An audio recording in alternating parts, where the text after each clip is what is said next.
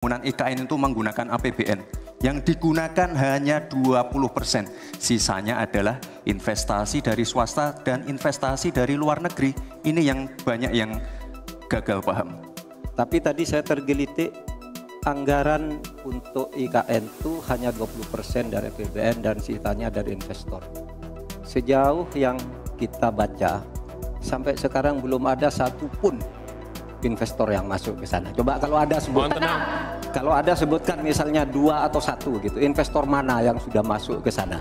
Serangan Profesor Mahfud MD pada Gibran Rakabuming.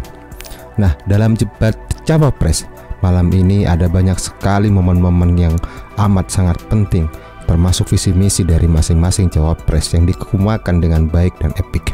Nah, salah satunya adalah di mana ketika pembahasan soal IKN, Profesor Mahfud MD menyanggah menyerang si Gibran yang menjelaskan bahwa IKN hanya menggunakan APBN 20% dan selainnya sisanya adalah menggunakan investor dari swasta. Namun pada kenyataannya menurut Mahfud MD tidak ada satu investor pun yang berhasil menjadi investor di IKN itu.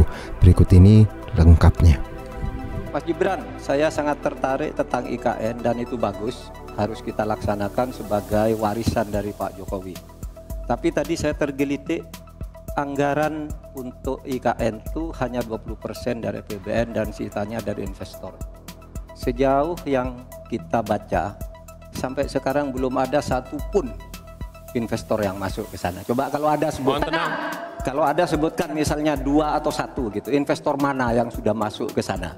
Yang saya dengar justru ada ratusan ribu hektar tanah sudah dikuasai oleh pengusaha-pengusaha tertentu sekarang ini. Nah, saya setuju ke depannya itu agar mengundang investor. IKN harus diteruskan, tetapi pendanaannya harus sesuai dengan tujuan semula, bahwa itu sebenarnya mengundang investor. Tapi sekarang ini yang sudah jadi itu semuanya dari APBN, sehingga memang diperlukan langkah-langkah perbaikan agar warisan baik Presiden Jokowi. Tentu dari hal ini kita bisa memahami bahwa kelanjutan debat ini kita akan bisa, biar tidak salah paham, kita lihat secara detail dan secara utuh bagaimana rangkaian debat yang terlaksana